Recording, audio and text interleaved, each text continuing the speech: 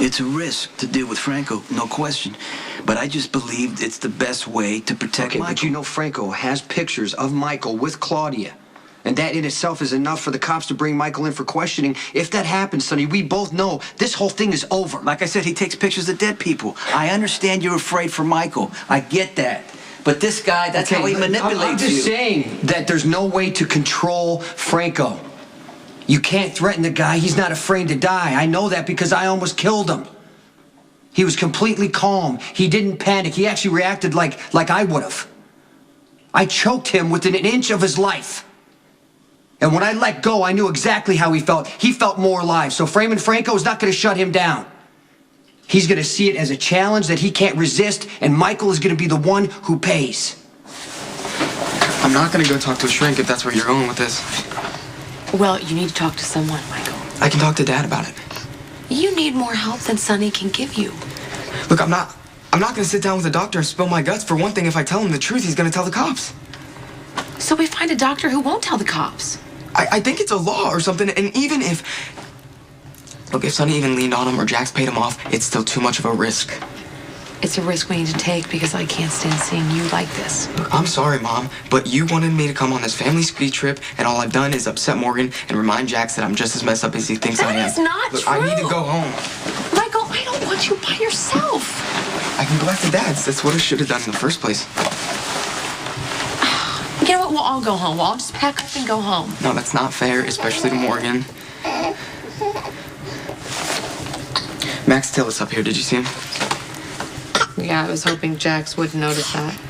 He doesn't have a problem with taking me back to Port Charles. We'll go right to Dad's.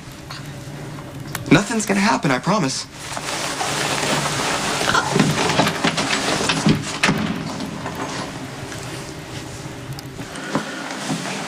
We're making progress on the Claudia Corinthos investigation. Any idea how that body wound up in the warehouse? It might have been there all along for all we know. You know what, Cop, here's an idea. Why don't you use the evidence you've got instead of calling in Sonny's people to try and make it look like you know what you're doing? Excuse me, Commissioner.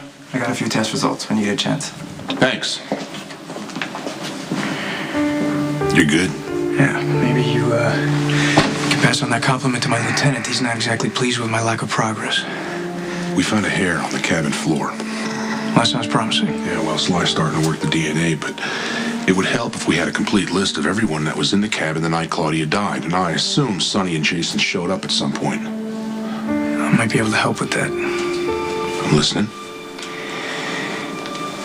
Look, I think I found someone who wants to talk, and I think they know what really happened to Claudia.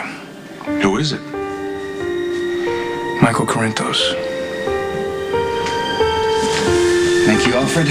Spencer and I are leaving tonight, so I'm depending on you to close down the house and then join us in Paris. Certainly, sir. Thank you. You know, once you get to Paris, I think you should put Spencer in a regular school and let him be around other kids. Yeah, I'll consider that. Well, Mom will want the same thing, trust me.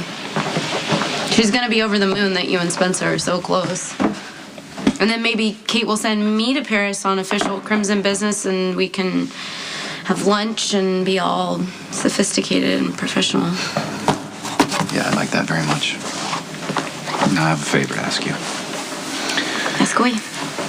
Don't blame Elizabeth, and don't pass judgments.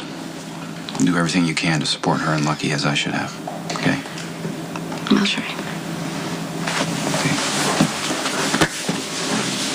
I miss you already. No, I miss you too. A lot of things are finally starting to make sense. I confronted Nicholas. You did? What did he say? That falling in love with you just happened, that he never meant to hurt anyone. I know that's true. Well, I should have paid a little closer attention to why my dad's been acting so strange. I mean, he saw Nicholas's feelings for you. He picked up on it. I mean, I couldn't see it because I trusted my brother. It's my mistake. You know this is all about him spiraling out over Emily. No, I'm not buying that excuse anymore.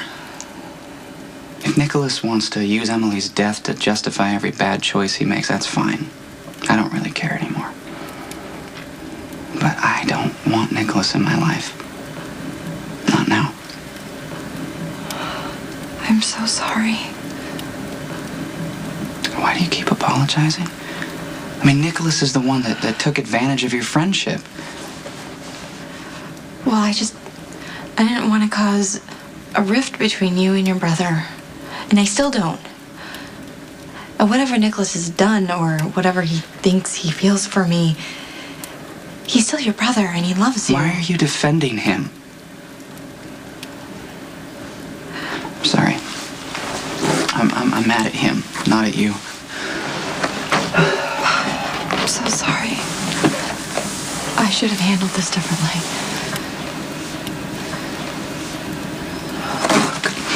Let's just not dwell on it, okay? I mean, let's just forget Nicholas. Let's focus on us and our dreams. I mean, that's what we have to do. I mean, we might own that property by spring. We could have our dream house, you know? Perfect little place for us and the boys. Yeah, that sounds great. I want us to start dreaming again, Elizabeth.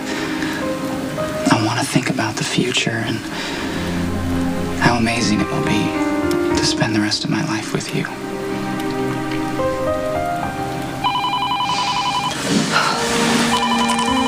Thank you. Hello? I'm leaving tonight, and I won't be back.